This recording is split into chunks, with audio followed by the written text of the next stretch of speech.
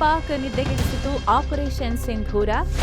ರಾತ್ರಿ 2ಕ್ಕೆ ಎದ್ದು ಪೋಸ್ಟ್ ಹಾಕಿದ ಪಾಕ್ ಸೇನೆ.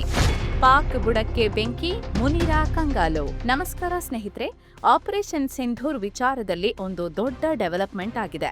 2025ರ ಮೇ ತಿಂಗಳಲ್ಲಿ ನಡೆಸಿದ ಈ ಮಹತ್ವದ ಕಾರ್ಯಾಚರಣೆ ಬಗ್ಗೆ ಈಗ ಒಂದು ಡಾಕ್ಯುಮೆಂಟರಿ ರಿಲೀಸ್ ಆಗಿದೆ. ಇದನ್ನ ನೋಡಿ ಪಾಕಿಸ್ತಾನ ಉರಿದು ಬೀಳ್ತಿದೆ. ಪಾಕಿಸ್ತಾನದಲ್ಲಿ ತಲ್ಲಣ, ತಳಮಳ ಎಲ್ಲವೂ ಶುರುವಾಗಿದೆ. ಪಾಕ್ ಸೇನೆಯಂತೂ ವಿಲ ಒದ್ದಾಡ್ತಿದೆ. ಇದೊಂದು ಬರೀ ಬಾಲಿವುಡ್ ಸ್ಟೈಲ್ ಕಟ್ಟುಕಥೆ ಅಂತ ಹತಾಶೆಯಿಂದ ಬೊಬ್ಬೆ ಹೊಡಿತಿದೆ. ಹಾಗಿದ್ರೆ ಈ ಡಾಕ್ಯುಮೆಂಟರಿಯಲ್ಲಿ ಅಂಥದ್ದೇನಿದೆ? ಈ ಆಪರೇಷನ್ ಬಗ್ಗೆ ಯಾವೆಲ್ಲ ಮಹತ್ವದ ವಿಚಾರಗಳನ್ನ ಇದರಲ್ಲಿ ಬಿಚ್ಚಿಟ್ಟಿದ್ದಾರೆ? ಅಷ್ಟಕ್ಕೂ ಈ ವಿಡಿಯೋ ನೋಡಿ ಪಾಕ್ ಯಾಕೆ ಬುಡಕ್ಕೆ ಬೆಂಕಿ ಬಿದ್ದಿರೋ ರೀತಿ ಆಗ್ತಿದೆ? ಇದರ ಬಗ್ಗೆ ಪಾಕ್ ಹೇಳ್ತಿರೋದೇನು? ಬನ್ನಿ ಎಲ್ಲವನ್ನ ಡೀಟೇಲ್ ಆಗಿ ನೋಡ್ಕೊಂಡು ಬರೋಣ. ಡಾಕ್ಯುಮೆಂಟರಿಯಲ್ಲಿ ಏನಿದೆ? ಸ್ನೇಹಿತರೆ, ಆಪರೇಷನ್ ಸಿಂಧೂರ್ ಬಗ್ಗೆ ನಿಮಗೆ ಆಲ್ರೆಡಿ ಸಾಕಷ್ಟು ವಿಚಾರ ಗೊತ್ತಿರುತ್ತೆ. ಇಲ್ಲಿ ಕ್ವಿಕ್ ಆಗಿ ಹೇಳಬೇಕು ಅಂದ್ರೆ, ಏಪ್ರಿಲ್ 22, 2025ರಂದು ಜಮ್ಮು ಕಾಶ್ಮೀರದ ಪಹಲ್ಗಾಮ್ ಬಳಿ ಪಾಕ್ ಬೆಂಬಲಿತ ಉಗ್ರರು 26 ಅಮಾಯಕ ನಾಗರಿಕರನ್ನ ಕ್ರೂರವಾಗಿ ಹತ್ಯೆ ಮಾಡಿದ್ರು. ಇದು ಭಾರತನ ರೊಚ್ಚಿಗೆಬ್ಬಿಸ್ತು. ಉಗ್ರರ ನೆಲೆಗಳನ್ನ ಧ್ವಂಸ ಮಾಡಬೇಕು ಅಂತ ಭಾರತ ಮೇ 7ರಂದು ಆಪರೇಷನ್ ಸಿಂಧೂರ್ನ ಲಾಂಚ್ ಮಾಡ್ತು. ವೈಮಾನಿಕ ದಾಳಿ ಮೂಲಕ ಪಾಕ್ ಒಳಗೆ ನುಗ್ಗಿ ಲಷ್ಕರ್ ಮತ್ತು ಜೈಷ್ಗೆ ಸೇರಿದ ಸುಮಾರು 9 ಉಗ್ರ ಶಿಬಿರಗಳನ್ನ ಧ್ವಂಸ ಮಾಡ್ತು. ಸುಮಾರು 100ಕ್ಕೂ ಹೆಚ್ಚು ಉಗ್ರರನ್ನ ಈ ಕಾರ್ಯಾಚರಣೆಯಲ್ಲಿ ಹೊಡೆದಾಕಲಾಯಿತು. ಆದ್ರೆ ಈ ಉಗ್ರ ಸಂಹಾರ ಕಾರ್ಯಾಚರಣೆಗೆ ಪಾಕ್ ಸೇನೆ ಅಡ್ಡ ಬಂದು ಭಾರತದ ವಿರುದ್ಧನೇ ದಾಳಿಗೆ ಮುಂದಾಯ್ತು. ಆಗ ಭಾರತ ಪಾಕಿಸ್ತಾನದ ಸುಮಾರು 11 ಏರ್ಬೇಸ್ನ ಟಾರ್ಗೆಟ್ ಮಾಡಿ ಹೊಡೆದಾಕ್ತು. ಈ ವೇಳೆ ಪಾಕ್ ಸೇನೆ ಸುಮಾರು 12ರಿಂದ 13 ಏರ್ ಕ್ರಾಫ್ಟ್ಗಳನ್ನ ಕಳ್ಕೋಬೇಕಾಯ್ತು. ಅಲ್ಲದೆ ಏರ್ ಬೇಸ್ಗಳನ್ನ ತಿಂಗಳುಗಟ್ಟಲೆ ಟಾರ್ಪಲ್ ಹಾಕೊಂಡು ರಿಪೇರಿ ಮಾಡಿದ್ದು ನಿಮಗೆಲ್ಲ ಗೊತ್ತೇ ಇದೆ. ಮೇ 7ರಿಂದ ಮೇ 10ರವರೆಗೆ ಒಟ್ಟು 88 ಗಂಟೆಗಳ ಕಾಲ ನಡೆದ ಸಿಂಧೂರ್ ಕಾರ್ಯಾಚರಣೆ ಆಧರಿಸಿ ಇದೇ ಆಗಸ್ಟ್ 15ರಂದು ಡಿಕ್ಲಾಸಿಫೈಡ್ ಆಪರೇಷನ್ ಸಿಂಧೂರ್ ಹೆಸರಲ್ಲಿ ಒಂದು ಡಾಕ್ಯುಮೆಂಟರಿ ರಿಲೀಸ್ ಆಗಿದೆ. ಸೀಸನ್ 1ನಲ್ಲಿ 2 ಎಪಿಸೋಡ್ಗಳಲ್ಲಿ ಇದನ್ನ ಸ್ಟ್ರೀಮ್ ಮಾಡಲಾಗಿದೆ. ಇದರಲ್ಲಿ national security advisor Ajit Doval, ಮಾಜಿ ಸಿಡಿಎಸ್ ಅನಿಲ್ ಚೌಹಾಣ್ ಸೇರಿ ಭಾರತದ ಟಾಪ್ ಅಧಿಕಾರಿಗಳು ಅವತ್ತು ಏನೇನಾಯ್ತು ಅಂತ ಆನ್ ಕ್ಯಾಮೆರಾ ಬಂದು ಒಂದಿಷ್ಟು ಮಹತ್ವದ ವಿಚಾರಗಳನ್ನ ಶೇರ್ ಮಾಡಿದ್ದಾರೆ. ಹಾಗಿದ್ರೆ ಯಾರ್ಯಾರು ಏನ್ ಹೇಳಿದ್ದಾರೆ? ಈ ಎಂಟೈರ್ ಆಪರೇಷನ್ ಟಾಪ್ ಬ್ರೈನ್ಗಳಲ್ಲಿ ಒಬ್ಬರಾಗಿದ್ದ ರಾಷ್ಟ್ರೀಯ ಭದ್ರತಾ ಸಲಹೆಗಾರ ಅಜಿತ್ ಧೋವಲ್ ಅವತ್ತು ಆಪರೇಷನ್ ಶುರು ಮಾಡೋಕ್ಕೂ ಮುಂಚೆ ಏನಾಯ್ತು ಅನ್ನೋದ್ರ ಒಂದಷ್ಟು ರೋಚಕ ಮಾಹಿತಿ ತಿಳಿಸಿದ್ದಾರೆ. ಪಹಲ್ಗಾಮ್ ದಾಳಿ ನಡೆದ ತಕ್ಷಣ ಪ್ರಧಾನಿ ಮೋದಿ ಏರ್ಪೋರ್ಟ್ನಲ್ಲೇ ಮೀಟಿಂಗ್ ಮಾಡ್ತಿದ್ರಂತೆ. ಯಾಕಂದ್ರೆ ಅವತ್ತು ಮೋದಿ ಸೌದಿ ಅರೇಬಿಯಾ ಪ್ರವಾಸದಲ್ಲಿದ್ರು. ಉಗ್ರರು ಪಹಲ್ಗಾಮಲ್ಲಿ ದಾಳಿ ಮಾಡಿದ ತಕ್ಷಣ ಪ್ರವಾಸ ಮೊಟಕುಗೊಳಿಸಿ ಭಾರತಕ್ಕೆ ಬಂದಿದ್ರು. ವಿಮಾನ ಭಾರತದಲ್ಲಿ ಲ್ಯಾಂಡ್ ಆಗುತ್ತಲೇ ಮೋದಿ ಏರ್ಪೋರ್ಟ್ನಲ್ಲೇ ಟಾಪ್ ಅಧಿಕಾರಿಗಳ ಜೊತೆ ಸಭೆ ನಡೆಸಿದ್ರು. ಈ ವೇಳೆ ಮೋದಿ ಅವರು ಮೊದಲು ಎಲ್ಲಾ ಫ್ಯಾಕ್ಟ್ಗಳನ್ನ ತಿಳಿದುಕೊಳ್ಳಲು ಬಯಸಿದ್ರು. ಇದನ್ನು ಮಾಡಿದ್ದು ಯಾರು ಅನ್ನೋದೇ ಅವರು ನನಗೆ ಕೇಳಿದ ಮೊದಲ ಪ್ರಶ್ನೆಯಾಗಿತ್ತು.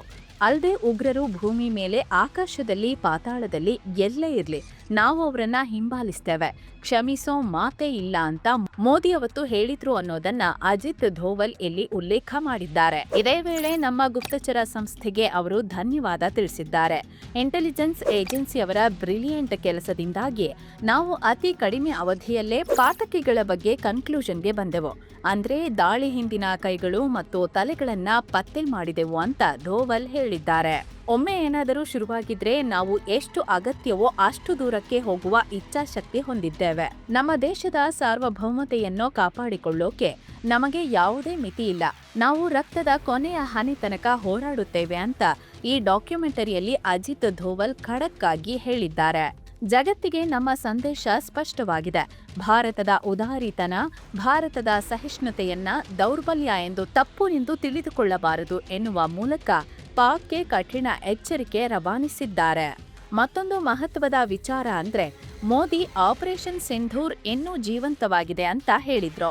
ಅದರ ಉದ್ದೇಶ ಏನು ಅಂದ್ರೆ, ಕೊನೆಯ ಉಗ್ರನನ್ನ ಹೊಸಕಿ ಹಾಕುವ ತನಕ ಉಗ್ರವಾದದ ವಿರುದ್ಧ ಹೋರಾಟ ನಡೆಯುತ್ತಲೇ ಇರುತ್ತೆ ಅನ್ನೋದನ್ನ ಧೋವಲ್ ಸ್ಪಷ್ಟಪಡಿಸಿದ್ದಾರೆ. ಇನ್ನು ಆಪರೇಷನ್ ಸಿಂಧೂರ್ ಟೈಮ್ನಲ್ಲಿ ಚೀಫ್ ಆಫ್ ಡಿಫೆನ್ಸ್ ಸ್ಟಾಫ್ ಆಗಿದ್ದ ಜನರಲ್ ಅನಿಲ್ ಚೌಹಾಣ್ ಖಡಕ್ ಆಗಿ ಪಾಕಿಸ್ತಾನಕ್ಕೆ ಎಚ್ಚರಿಕೆ ಕೊಟ್ಟಿದ್ದಾರೆ.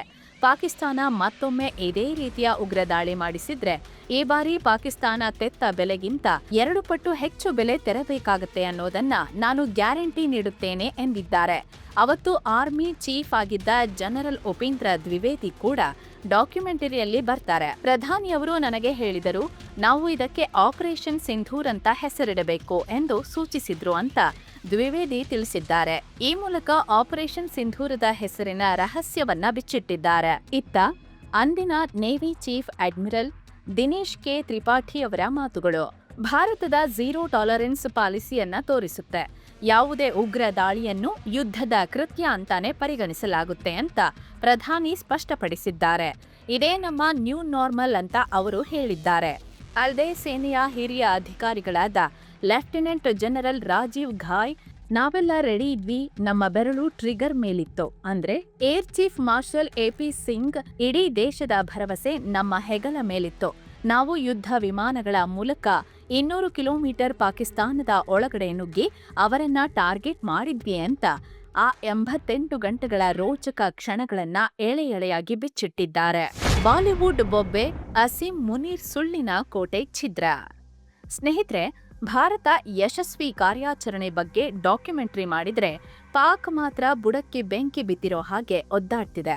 ಯಾಕಂದ್ರೆ ಅವರು ಕಟ್ಟಿದ ಸುಳ್ಳಿನ ಕೋಟೆ ಒಡೆದು ಹೋಯ್ತು ಅಂತ ಭಾರಿ ಹತಾಶರಾಗ್ಬಿಟ್ಟಿದ್ದಾರೆ. ಪಾಕ್ ಪ್ರಧಾನಿಯಿಂದ ಹಿಡಿದು ಸೇನಾ ಮುಖ್ಯಸ್ಥರವರೆಗೆ ಈ ಕಾರ್ಯಾಚರಣೆಯಲ್ಲಿ ನಾವೇ ಗೆದ್ವಿ ಅಂತ ತಮ್ಮ ಬೆನ್ನನ್ನ ತಾವೇ ತೊಟ್ಕೊಂಡು ಓಡಾಡ್ತಿದ್ರು.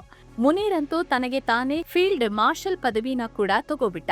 ಆದ್ರೆ ಈಗ ಈ ಡಾಕ್ಯುಮೆಂಟರಿಯಲ್ಲಿ ಖುದ್ದು ಭಾರತೀಯ ಸೇನಾಧಿಕಾರಿಗಳ ಸಾಕ್ಷ್ಯಗಳ ಸಮೇತ ಮಾತಾಡಿದ್ದಾರೆ. ಅಫ್ಕೋರ್ಸ್, ಭಾರತ ಆಪರೇಷನ್ ಸಿಂಧೂರ್ ಆದಾಗಿನಿಂದಲೂ ನಾವ್ ಎಷ್ಟು ಹೊಡೆದ್ವಿ ಅಂತ ನಿಖರವಾದ ಸಾಕ್ಷಿನ ಕೊಡ್ತಾನೆ ಬಂದಿದೆ. ಈಗ ಮತ್ತೊಮ್ಮೆ ಡಾಕ್ಯುಮೆಂಟರಿ ಮೂಲಕ ಜಗತ್ತಿನ ಜನರಿಗೆ ರೀಚ್ ಆಗ್ತಿದೆ. ವಿಶೇಷ ಅಂದ್ರೆ ಈ ಡಾಕ್ಯುಮೆಂಟರಿ ಜಾಗತಿಕ ಚಾನೆಲ್ ಆದ ಡಿಸ್ಕವರಿಯಲ್ಲಿ ರಿಲೀಸ್ ಆಗಿದೆ.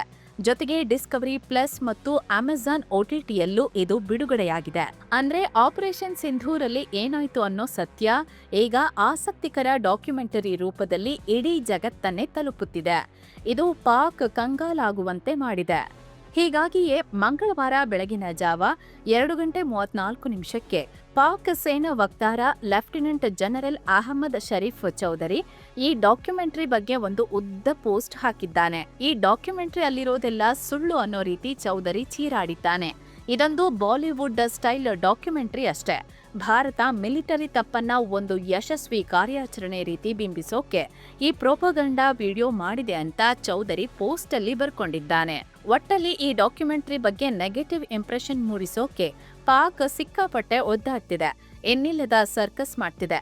ಅದೆಲ್ಲೋ ಏನನ್ನೋ ಬಿಟ್ಕೊಂಡವರಂತೆ ಒದ್ದಾಡ್ತಿದೆ. ರಾತ್ರೋರಾತ್ರಿ ಎದ್ದು ಪೋಸ್ಟ್ ಹಾಕ್ತಿದೆ.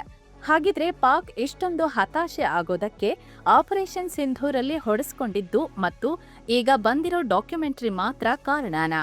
ಖಂಡಿತ ಇಲ್ಲ. ಆನಂತರ ಭಾರತ ಕೊಟ್ಟ ನಾನ್ ಕೈನೆಟಿಕ್ ಪೆಟ್ಟು ಪಾಕಿಸ್ತಾನದ ಉಸಿರುಗಟ್ಟಿಸ್ತಿದೆ. ಭಾರತ ಕಳೆದ ವರ್ಷ ಏಪ್ರಿಲ್ನಲ್ಲಿ 1960ರಲ್ಲಿ ಮಾಡಿಕೊಂಡಿದ್ದ ಸಿಂಧೂ ನದಿ ನೀರು ಒಪ್ಪಂದವನ್ನ ಸಸ್ಪೆಂಡ್ ಮಾಡ್ತು.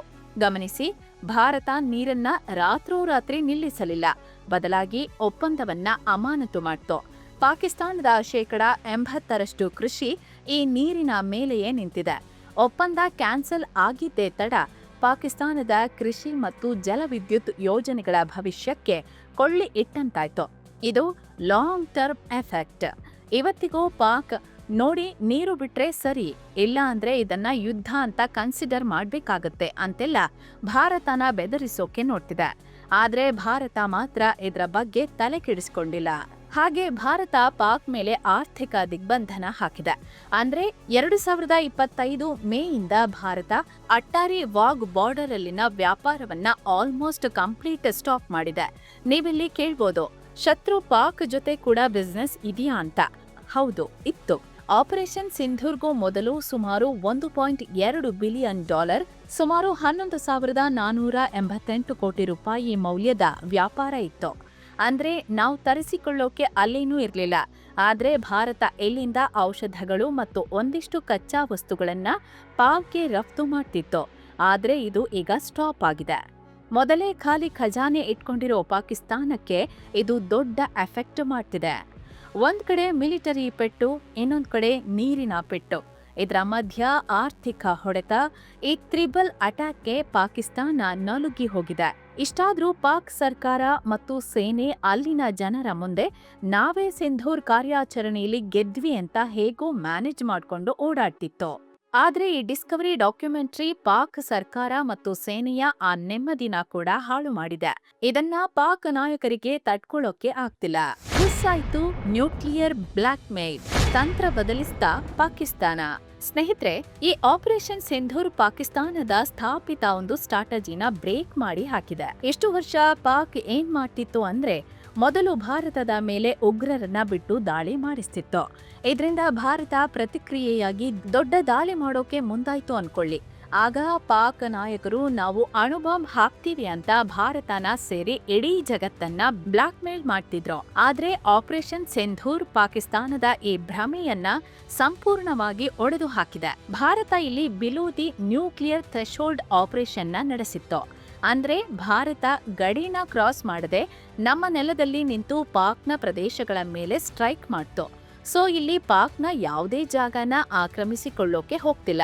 ಆದ್ರೆ ಯುದ್ಧ ವಿಮಾನ, ಕ್ಷಿಪಣಿ ಮತ್ತು ಡ್ರೋನ್ ಮೂಲಕ ಎಲ್ಲಿ ಹೊಡಿಬೇಕೋ ಅಲ್ಲೇ ಹೊಡಿತು. ಹೀಗಾಗಿ ಪಾಕ್ನ ನ್ಯೂಕ್ಲಿಯರ್ ಬೆದರಿಕೆ ಈ ಬಾರಿ ವರ್ಕೌಟ್ ಆಗ್ಲಿಲ್ಲ. ಇಲ್ಲಿ ಇನ್ನೊಂದು ವಿಚಾರ ಕೂಡ ದೊಡ್ಡದಾಗಿ ಸದ್ದು ಮಾಡಿತ್ತು. ಪಾಕ್ನ ನ್ಯೂಕ್ಲಿಯರ್ ಸೈಟ್ ಕಿರಾನ್ ಹಿಲ್ಸ್ಗೆ ಭಾರತದ ಮಿಸೈಲ್ ಬಡಿದಿತ್ತು ಅಂತ. ಆದ್ರೆ ಇದು ಎಷ್ಟು ನಿಜ ಅನ್ನೋದಕ್ಕೆ ಯಾವುದೇ ಕ್ಲಾರಿಟಿ ಇಲ್ಲ. ಒಟ್ನಲ್ಲಿ ಈ ಕಾರ್ಯಾಚರಣೆ ಪಾಕ್ನ ನ್ಯೂಕ್ಲಿಯರ್ ಬೆದರಿಕೆಗೆ ಭಾರತ ಹೆದರಲ್ಲ ಅನ್ನೋದನ್ನ ಕ್ಲಿಯರ್ ಮೆಸೇಜ್ ಪಾಸ್ ಆಯ್ತು. ಹೀಗಾಗಿನೇ ಪಾಕ್ ನ್ಯೂಕ್ಲಿಯರ್ ಬಿಟ್ಟು ಕನ್ವೆನ್ಷನಲ್ ಮೆಥಡ್ ಕಡೆ ಹೆಚ್ಚು ವಾಲಿಕೊಳ್ತಿದೆ ಅಂತ ಕೂಡ ರಕ್ಷಣಾ ತಜ್ಞರು ಹೇಳ್ತಿದ್ದಾರೆ. ಫಾರ್ ಎಕ್ಸಾಂಪಲ್, ಆಪರೇಷನ್ ಸಿಂಧೂರ್ ನಡೆದು ಕೇವಲ 4 ತಿಂಗಳಿಗೆ ಪಾಕ್ ಸೇನೆ ಒಂದು army rocket force command ARFC ಅನ್ನೋ ಹೊಸ ಸೇನಾ ವಿಭಾಗವನ್ನ ಘೋಷಣೆ ಮಾಡಿತು. ಇದು ಕೇವಲ ಸಾಂಪ್ರದಾಯಿಕ ನಾನ್ ನ್ಯೂಕ್ಲಿಯರ್ ರಾಕೆಟ್ ಮತ್ತು ಕ್ಷಿಪಣಿಗಳನ್ನ ನಿಯಂತ್ರಿಸುವ ವಿಶೇಷ ಕಮಾಂಡ್ ಆಗಿದೆ. ಅಣ್ವಸ್ತ್ರಗಳ ಬೆದರಿಕೆ ಹಾಕದೆ ಭಾರತದ ನೆಲೆಗಳ ಮೇಲೆ ಸಾಂಪ್ರದಾಯಿಕ ದಾಳಿ ನಡೆಸುವ ಶಕ್ತಿ ಪಡೆಯೋಕೆ ಇದನ್ನು ಜಾರಿಗೆ ತರಲಾಯಿತು ಅಂತ ಹೇಳ್ತಾರೆ. ಹಾಗೆ 30 ಸೆಪ್ಟೆಂಬರ್ 2025 ಫತಾ 4 ಕ್ಷಿಪಣಿನ ಟೆಸ್ಟ್ ಮಾಡ್ತು. ಇನ್ನು ಇತ್ತೀಚೆಗೆ ಪಾಕ್ ಸುಮಾರು 250 ಚೀನಾ ನಿರ್ಮಿತ SH-15 ಸೆಲ್ಫ್ ಪ್ರೊಪೆಲ್ಡ್ ಹೋವಿಟ್ಜರ್ಸ್ ಗಡಿಯಲ್ಲಿ ಡಿಪ್ಲಾಯ್ ಮಾಡಿರೋ ವಿಚಾರ ಗೊತ್ತಾಗಿತ್ತು. ಅಲ್ಲದೆ ಪಾಕ್ ಚೀನಾದಿಂದ ತಂದ ಹ್ಯಾಂಗೂರ್ ಕ್ಲಾಸ್ ಸಬ್ಮರಿನ್ ನ ಕೂಡ ಸೇನೆಗೆ ಸೇರಿಸಿಕೊಂಡಿತ್ತು. ಹೀಗೆ ನ್ಯೂಕ್ಲಿಯರ್ ಮಾತ್ರ ಸಾಕಾಗಲ್ಲ ಅಂತ ಚೀನಾದಿಂದ ಕನ್ವೆನ್ಷನ್ ಆಯುಧಗಳನ್ನ ತಂದು ಪಾಕ್ ತನ್ನ ಬತ್ತಳಿಕೆಯನ್ನ ತುಂಬಿಕೊಳ್ತಿದೆ. ಅಷ್ಟೇ ಅಲ್ಲ, ಪಾಕಿಸ್ತಾನ ತನ್ನ ಪರಮಾಣು ಶಕ್ತಿಯ ಬಗ್ಗೆ ಅಸಡ್ಡೆ ತೋರಿಸುತ್ತಿದೆ. 1998ರ ಮೇ 28ರಂದು ಪಾಕ್ ತನ್ನ ಪರಮಾಣು ಬಾಂಬ್ ಪರೀಕ್ಷೆ ಮಾಡಿತ್ತು. ಈ ದಿನವನ್ನ Yom e Takbir, the day of greatness ಅಂತ ಆಚರಣೆ ಮಾಡ್ತಿತ್ತು. ಆದ್ರೆ ಈ ಬಾರಿ ಪಾಕ್ ಈ ಆಚರಣೆಗೆ ಒಂಚೂರು ಮಹತ್ವ ಕೊಟ್ಟಿಲ್ಲ ಅಂತ ಬುಲೆಟಿನ್ ಆಫ್ ಅಟೋಮಿಕ್ ಸೈಂಟಿಸ್ಟ್ಸ್ ವರದಿ ತಿಳಿಸಿದೆ. ಭಾರತ ಪಾಕ್ನ ಪರಮಾಣು ಬೆದರಿಕೆಗೆ ಕೇರ್ ಮಾಡದೆ ನುಗ್ಗಿ ಹೊಡೆದಿದ್ದರಿಂದ ಪಾಕ್ಗೆ ತನ್ನ ಪರಮಾಣು ಬಾಂಬ್ಗಳ ಬಗ್ಗೆ ಜಿಗುಪ್ಸೆ ಬಂದಂತೆ ಕಾಣಿಸ್ತಿದೆ. ಸ್ನೇಹಿತರೆ, ಇದಿಷ್ಟು ಆಪರೇಷನ್ ಸಿಂಧೂರ್ ಡಾಕ್ಯುಮೆಂಟರಿ ಬಗ್ಗೆ ಪಾಕ್ ಹೇಗೆ ಉರಿದು ಬೀಳ್ತಿದೆ ಅನ್ನೋದನ್ನ ಎಕ್ಸ್ಪ್ಲೈನ್ ಮಾಡೋ ಪ್ರಯತ್ನ. ಇದರ ಬಗ್ಗೆ ನಿಮ್ಮ ಅಭಿಪ್ರಾಯನ ಮಿಸ್ ಇಲ್ದೆ ಕಮೆಂಟ್ ಮಾಡಿ ತಿಳಿಸಿ. ವಿಡಿಯೋ ಇಷ್ಟ ಆಗಿದ್ರೆ ಲೈಕ್ ಮಾಡಿ, ಶೇರ್ ಮಾಡಿ. ಹಾಗೆ ಮಸ್ತ್ ಮಗ ಚಾನಲ್ಗೆ ಸಬ್ಸ್ಕ್ರೈಬ್ ಆಗಿಲ್ಲ ಅಂದ್ರೆ ಸಬ್ಸ್ಕ್ರೈಬ್ ಮಾಡ್ಕೊಳ್ಳಿ. ಮತ್ತೆ ಭೇಟಿ ಆಗ್ತಿರೋಣ. ನಮಸ್ಕಾರ.